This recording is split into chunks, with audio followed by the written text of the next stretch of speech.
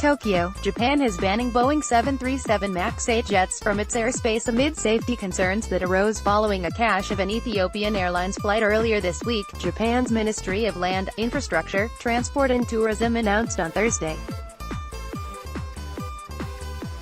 The Ethiopian crash was the second in 5 months involving the 737 MAX 8. A Lion Air flight went down in Indonesia in October.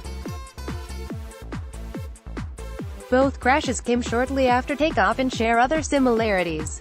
Governments began grounding the aircraft almost immediately after news of the Ethiopian crash first surfaced. The U.S., home to Boeing, held out until Wednesday. Japan, the latest country to take the step, joins more than 50 others in doing so.